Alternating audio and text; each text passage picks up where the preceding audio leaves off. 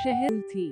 दरवाजे चरमरा रहे थे और हवेली से अजीब आवाजें आ रही थी, जैसे कोई भीतर चल रहा हो। राजेंद्र के दिल की धड़कन तेज हो गई, लेकिन उसने अपने डर पर काबू पाया और आगे बढ़ा। हवेली के अंदर एक पुराना पुस्तकालय था। वहाँ ढेर सारी किताबें थीं, लेकिन अधिकांश किताबें जर्जर हो चुकी थीं। अचानक राजेंद्र की नजर एक चमचमाती किताब पर पड़ी। ये किताब बिल्कुल नई लग रही थी, जैसे किसी ने अभी अभी वहां रखी हो। राजेंद्र ने किताब उठाई और जैसे ही उसने उसे खोला, एक जोरदार आवाज हुई और हवेली की दीवारों पर अजीब संकेत चमकने लगे। राजेंद्र ने देखा कि किताब के पन्नों पर कुछ अजीब संकेत और चित्र बने थे, जिन्हें वह समझ नहीं पा रहा था। तभी अचानक से एक बूढ़ा व्यक्ति उसकी आंखों के सामने प्रकट हुआ। वो व्यक्ति हवा में तैरता हुआ लग रहा था और उसकी आंखें लाल थीं। बूढ़े ने गहरे और भयानक स्वर में कहा, तुमने उस किताब को छूकर अपनी मौत को बुला लिया है, युवक। ये किताब श्रापित है, और जो भी इसे खोलता है, वो कभी वापस नहीं आता। राजेंद्र ने साहस से कहा, मुझे कोई श्राप नहीं डराता। मैं यहाँ उस रहस्य को सुलझाने आया हूँ जिसने मेरे गांव को तबाह कर रखा है।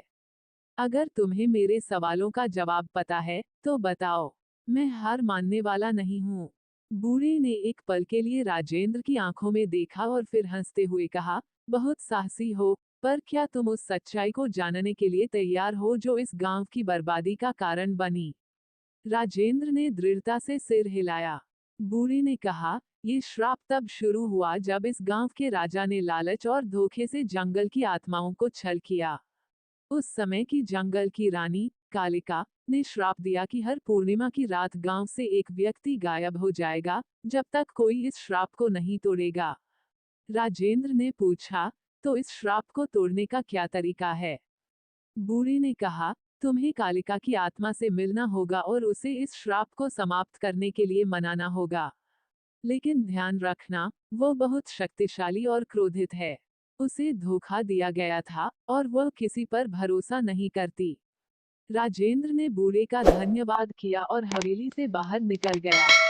अब उसका अगला कदम था कालिका की आत्मा को ढूंढना, लेकिन उसे नहीं पता था कि वह कहाँ है।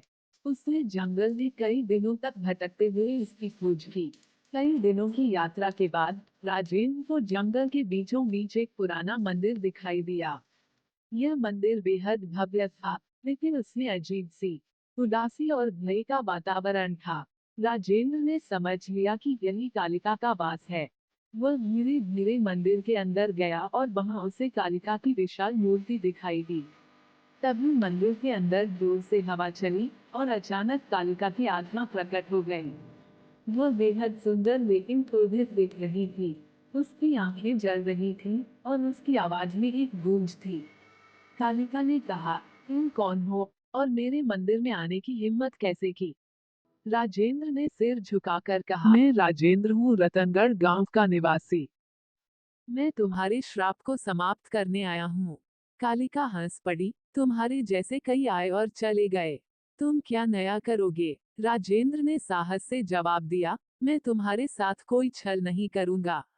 मैं तुम्हारी सच्चाई जानने आया हूँ और चाहता हूँ कि तुम इस श्राप को खत्म कर दो। हमारे गांव के लोग निर्दोष हैं। उन्हें उस पुराने राजा के पापों की सजा नहीं मिलनी चाहिए। कालिका थोड़ी देर के लिए शांत हो गई और फिर बोली, तुम्हारे दिल में सच्चाई है, लेकिन यह इतना सरल नहीं है। राजा ने मेरे विश्वास को तोड़ा था, और उसका श्राप इसी वजह से जारी है। अगर तुम वाकई इस श्राप को समाप्त करना चाहते हो, तो तुम्हें एक कठिन परीक्षा से गुजरना होगा। राजेंद्र ने बिना झिझक के कहा, मैं हर परीक्षा के लिए तैयार हूँ। कालिका ने एक चुनौती रखी। उसने कहा, तुम्हें इस जंगल के 3 सबसे खतरनाक प्राणियों का सामना करना होगा। यदि तुमने उन्हें परास्त कर दिया, तो मैं तुम्हारे गांव को श्राप से मुक्त कर दूंगी। लेकिन अगर तुम असफल हुए, तो तुम्हें भी उस श्राप का हिस्सा बनना पड़ेगा। राजेंद्र ने पहली चुनौती का सामना किया।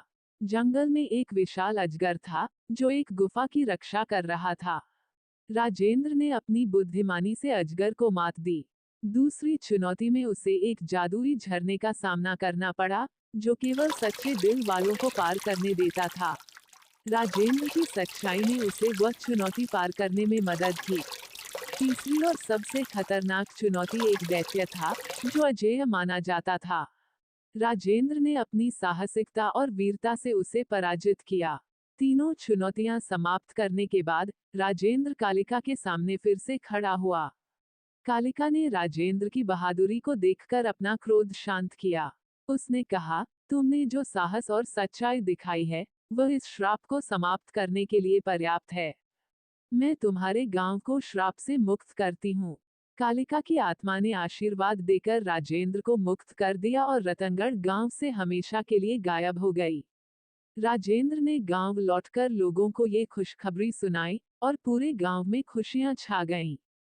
गांव फिर से पहले जैसा खुशहाल और संपन्न हो गया। राजेंद्र को गांव का नायक माना जाने लगा।